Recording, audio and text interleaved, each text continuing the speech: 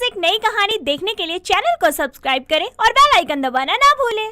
कीरत एक झल्ली लड़की थी जो हमेशा ही खेला कूदा करती थी, जिसकी वजह से उसकी गर्दन काली पड़ गई थी, जिसके चलते सभी लोग उसका मजाक उड़ाया करते थे।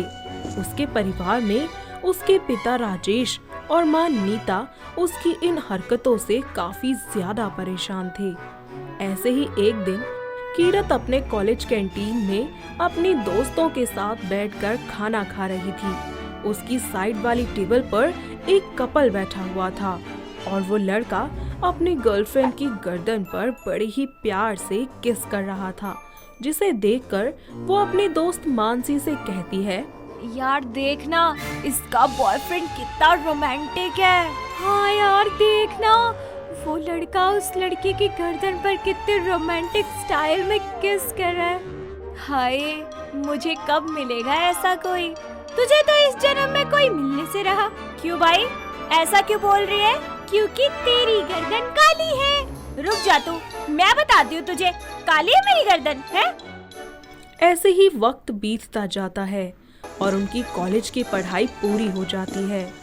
थोड़े ही समय बाद कीरत की दोस्त मानसी की शादी हो जाती है और कीरत उससे मिलने जाती है। आखिरकार मिल ही गया तुझे तेरा रोमांटिक हीरो। हाँ हाँ, और तू बता, तेरा क्या हाल चाल है? मेरी तो किस्मत ही खराब है। अगर ऐसी झल्ली सी बनकर घूमती रहेगी ना, कोई लड़का क्या, कोई गुड्डा भी तुझे पसंद नहीं करेगा। मानसी उसे अपने साथ शॉपिंग पर ले जाती है और वहाँ उसे बहुत ही अच्छे अच्छे कपड़े दिलाती है। शॉपिंग हो जाने के बाद मानसी कीरत को ब्यूटी पार्लर ले जाती है। वहाँ उसके चेहरे और उसकी गर्दन पर फेशियल, ब्लीच, वैक्स, डी-टैनिंग ये सब कुछ करवाती है, जिससे उसके चेहरे पर तो काफी ग्लो आ जाता है, लेकिन उसकी गर्दन अभी भी काली की काली ही रहती है, जिसे देखकर मानसी कहती है, हाय, ये क्या हो गया? क्या हुआ मानसी? इतना सब कुछ करने के बावजूद भी तेरी गर्दन काली ही पड़ी है। ये सब क्या है? ऐसा क्यों हुआ? वो इसीलिए मैम, हो सकता है कि इनकी अंदर की स्किन थोड़ी सी डैमेज हो। तो उससे क्या होगा? तो मैम, इसका तो आपको ट्रीटमेंट करवाना पड़ेगा। मानसी वहाँ से उसे ले जाती है और कुछ दिन ऐसे ही बीत जाते हैं। मानसी उसका एक फेक सोशल मीडिया अकाउंट बनाती है और उस पर एक फेक पिक लगाकर खुद एक लड़के से बात करना शुरू कर देती है। उस लड़के का नाम विकी होता है और एक दिन वो उसे मिलने एक कैफे में बुलाती है और कीरत को जाकर ये बात बताती है। साथ ही वो कीरत को उस लड़के विकी से मिलने भेज देती है और दोनों कैफे में मिलते हैं और बातचीत करते हैं। Hi Kirat, I am Vicky. Hello, I am Kirat. तो तुम ही हो वो लड़की जो मेरे साथ मीम शेयर करते हुए बात करती हो? हाँ, मैं वही हूँ जो तुम्हें इतना हंसाती है। कीरत, मैं तो तुम्हारा फैन हो गया हूँ। अरे बस बस, अब इतनी झूठी तारीफ भी मत करो। अरे मैं सच कह रहा हूँ। वैसे खैर छोड़ो, तुम कुछ अपने बारे में बताओ ना। विकी को कीरत की काली गर्दन से कोई दिक्कत नहीं होती और वो उससे बहुत सारी बातें करता है। वो दोनों अच्छे दोस्त बन जाते हैं और उनकी बातों और मुलाकातों का सिलसिला यूं ही चलता रहता है। धीरे धीरे उन दोनों की नजदीकियां बढ़ने लगती हैं और दोनों एक दूसरे से प्यार करने लग जाते हैं। दोनों एक दिन शादी कर लेते हैं। शादी के बाद उसकी सास विमला उसे बिल्कुल भी पसंद नहीं करती। वो रोज ही कीरत को कोसा करती और उसे ताने मारा करती। ऐसे ही एक दिन उनके घर विमला की कुछ दोस्त उससे मिलने आती हैं। अरे बहू देख, मेरी कुछ दोस्त आई हैं, जरा इनके लिए कुछ लेकर तो आ। जी माँ जी, अभी लाई। तभी कीरत ट्रे में चाय नाश्ता लेकर वहाँ आ जाती है।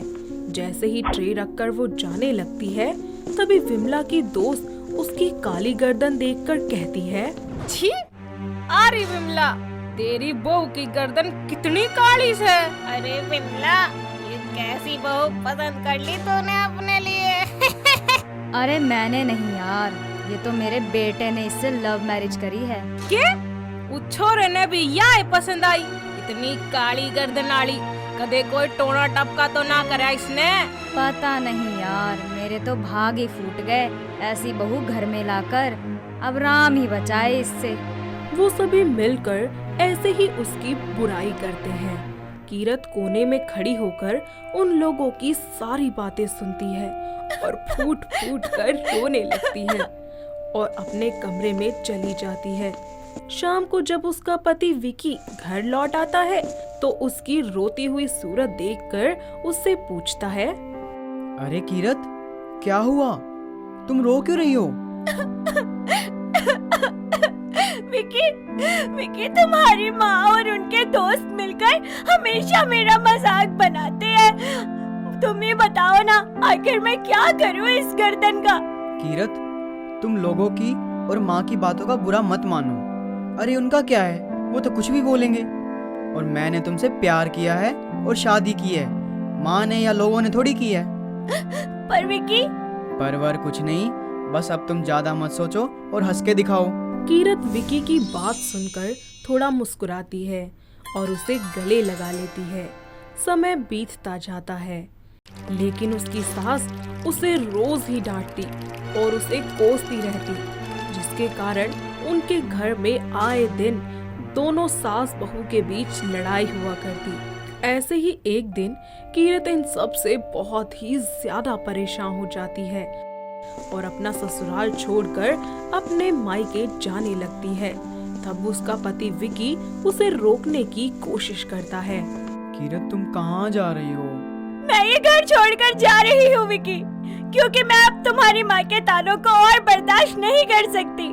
विकी के लाख कहने पर भी कीरत वहाँ नहीं रुकती और अपने माता पिता के घर चली जाती है, जहाँ उसके माता पिता उससे पूछते हैं, क्या हुआ बेटा, सब ठीक तो है? तू रो क्यों रही है? पापा वो मेरी सासू माँ। तब कीरत उन्हें सब कुछ बताती है, जिसके बाद उसके पिता राजेश कीरत से कहते हैं, कोई बात नहीं बेटा, तूने जो किया सही किया। अब तू ये बता, तू क्या चाहती है? मैं अपनी गर्दन का ट्रीटमेंट करवाना चाहती हूँ, जिससे मैं लोगों को दिखा सकूं कि आखिर मैं क्या हूँ। हाँ जरूर बेटा, मैं तुरंत तेरे अमेरिका जाने का बंदोबस्त करता हूँ। वहाँ जाकर तू अपना ट्रीटमेंट अच्छे से करा लेना। कीरत अपना ट्रीटमेंट करवाने के लिए अमेरिका चली जाती है और ट्रीटमेंट के बाद उसकी गर्दन बिल्कुल ठीक हो जाती है। वापस आकर वो मॉडलिंग करने लगती है। थोड़े ही समय में उसका काफी नाम हो जाता है। तो वहीं उसका पति विकी उसकी याद में बहुत ही ज्यादा चिड़चिड़ा हो जाता है। उसकी माँ को ये सब देखकर अपनी गलती का एहसास होता है और वो कीरत के पास उससे माफी मांगने जाती है। अरे माँ जी, आप यहाँ? हाँ बेटा, मुझे माफ कर दे। मैंने तेरे साथ बहुत बुरा सलूक किया। मैंने तुझे कितना सताया। तुझे पता है, तेरे जाने के बाद विक्की का बहुत बुरा हाल था। ना वो खाता था ना पीता था, बस तेरे ही ख्यालों में वो खोया ही रहता था। याद तो मुझे भी उनकी बहुत आती है माँ जी। बेटा, अब पिछली बातें भुलाकर तू मेरे साथ घर चल। मैं तेरे पाँव पड़ती हूँ बेटा। कीरत सभी पुरानी बातें भुलाकर वापस अपने पति विकी के पास चली जाती है। कीरत को देखते ही विकी बहुत ही ज्यादा खुश हो जाता है और दोनों एक दूसरे को गले लगा लेते हैं और खुशी खुशी अपनी जिंदगी बिताने लगते हैं। तो दोस्तों, कैसी लगी आपको हमारी ये काली गर्दन वाली बहू? क्या आपके घर के आसपास भी है कोई ऐसी बहू जिसकी गर्दन इसी तरीके से काली हो और वो ऐसे ही अलग अलग नुस्खे अपनाती हो? अगर हाँ, तो हमें कमेंट करके जल्दी से बताइए। दोस्तों, अगर आपको ये कहानी पसंद आई तो इसे लाइक करें, शेयर करें और कमेंट करके बताएं कि कहानी में आपको सबसे अच्छा क्या लगा।